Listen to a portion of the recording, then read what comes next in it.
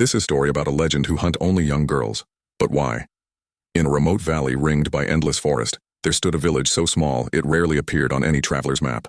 The people there lived simple lives, growing grain, tending goats, and cutting wood from the towering pines that kept them sheltered from the wind. But among them lived a man whose heart was not so simple. He was known only as the hunter. Years before, he had been a butcher, famous for his steady hands and the way he could carve meat with almost artistic precision. Villagers often said he loved the hunt and the taste of flesh more than any ordinary man should. He married a quiet woman who kept mostly to herself, and for a time their life seemed uneventful, yet whispers followed him.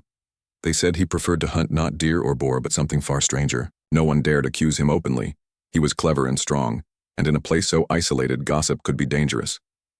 One evening, as dusk fell heavy across the forest, he slung his worn rifle over his shoulder and stepped into the trees. He told his wife he will be back in a few hours. The sky bled into a purple darkness and the moon failed to rise. Only the creak of branches and the shriek of night birds marked his path. Hours passed. Then somewhere in the blackness something moved swift, silent. A growl shivered through the air. Before he could raise his weapon, a shape leapt from the shadows. Claws raked across his chest. He never knew whether it was a wolf, a monstrous dog, or something far older. Teeth tore at his shoulder. He fought back with his hunting knife, and somehow the creature fled, leaving him bloodied and breathless. He stumbled home long after midnight. His wife gasped when she saw him, clothing shredded, flesh ripped, eyes fever-bright. She cleaned his wounds by lamplight, wrapping them with strips of linen, whispering prayers. Exhausted, he collapsed onto their narrow bed. But just before dawn, something inside him shifted. His breathing quickened. His hands twitched. When his eyes snapped open, they glowed with an animal wildness. He growled, a low, guttural sound that chilled his wife to the bone. She reached for him, but he sprang from the bed with unnatural speed, pacing on all fours like a beast. His wife backed toward the door, heart pounding. Then he lunged. She screamed as his nails, now more like claws, slashed her arm. Blood darkened the floorboards. For a brief moment the man returned, recognition flickering across his face. But the sight and smell of her blood shattered his control. He bent to the wound, tasting the warm crimson, and something broke inside him. Hunger took over. He attacked again, teeth bared. Her cries echoed through the village. Neighbors rushed to the small house, torches in hand. The door crashed open, and the hunter turned, eyes blazing with feral light. At the sight of so many people, he leapt through the window and vanished into the trees, leaving only a trail of blood and the sobbing woman behind. She died after a few minutes. Days passed in uneasy silence. Then a young girl disappeared while gathering berries at the forest's edge. Search parties scoured the woods but found nothing. No footprints, no torn clothing, not even a scrap of fabric. Fear settled over the village like a heavy fog. Another week, another girl gone. The elders gathered in the square, voices trembling as they spoke of the hunter. They remembered the way he'd fled that night, the strange glow of his eyes. Some said he had been cursed by the beast that attacked him. Others believed he had simply become what he always wanted to be, a predator of human flesh. They decided to track him down.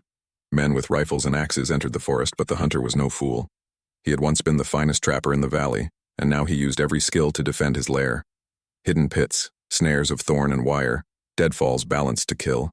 Some of searchers failed to return. The few who stumbled back told stories of eyes watching from the dark and howls that chilled the marrow. They said he can transform into human and beast at night. Panic swept the settlement. Families packed their belongings, abandoning homes their ancestors had built. Smoke from their fires faded and weeds grew where children once played.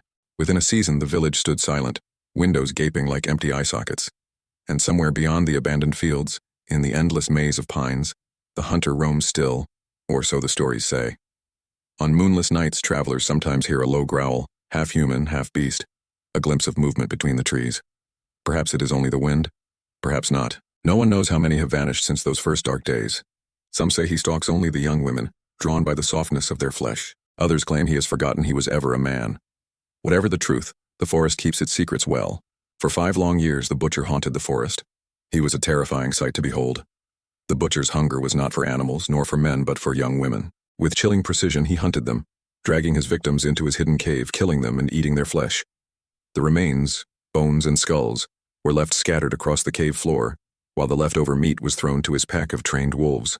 One by one, families abandoned the village, leaving it to the mercy of the relentless killer. Still, his hunger did not stop. He began to wander farther, targeting villages beyond his own. Then came the night when the butcher's path crossed with Elisa. She was around 22 years old, walking back from the market. The path was quiet save for the crunch of a twig, She turned, and there he was, a tall, unsettling figure, face covered with a mask, eyes glowing with hunger. Before she could scream, his hand silenced her. "You will come with me," he hissed, "to my cave." For hours he dragged her through the forest until they reached the black mouth of his lair. Inside, Elisa's eyes widened. Bones, skulls, and scraps of flesh littered the floor. In the corner, the butcher stood smiling. But something unsettled him. Elisa was silent. Every girl before had screamed, cried, begged for her life, and that was what gave him pleasure. But Elisa simply sat down against the cave wall, her face calm, her eyes locked on his. When he tried to tie her hands, she did not resist. Finally he snapped, "Won't you scream? Won't you run?" She answered softly, "No. If you want to kill me, then do it. But one day this will end. You cannot escape the price of so many lives taken. You cannot wander this forest forever."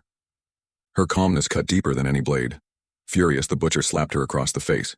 Still she laughed. For the first time he felt powerless, unsettled. He stormed out of the cave to catch his breath. What the butcher did not know was that Elisa had been clever. On the long walk to the cave, she had secretly dropped small grains from her pocket along the path, tiny clues scattered through the wilderness. Back in the village, her father searched tirelessly, knowing his daughter well enough to expect she would leave a sign. Along with the other villagers, he followed the faint trail, step by step, avoiding the butcher's hidden snares. Hours passed until finally, they reached the cave. Armed with rifles, torches, axes, and ropes, the villagers surrounded the lair. Tonight they swore the legend would end. The butcher returned to his cave, only to find the entrance glowing with firelight. He roared in rage, but this time villagers feel fear in his eyes, his mask glinting in the flames. The wolves lunged forward, but the villagers beat them back with fire. A furious battle began.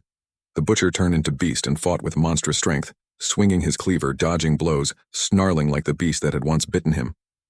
But this time, he was not facing one helpless girl. He was facing an entire village, united. At last, Elisa's father struck him down, chains binding his arms.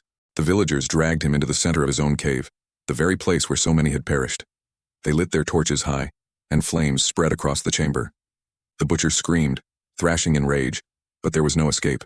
His own lair became his pyre. His final cries echoed through the endless forest until only silence remained. The end of the legend. When the fire died down, all that was left was ash and broken chains. The wolves had scattered into the night. The villagers stood together, exhausted, but victorious.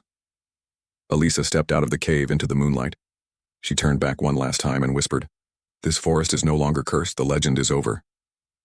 From that night, no girl ever vanished again, and the tale of the butcher of Remote Valley lived on, not as a terror but as a warning whispered from generation to generation.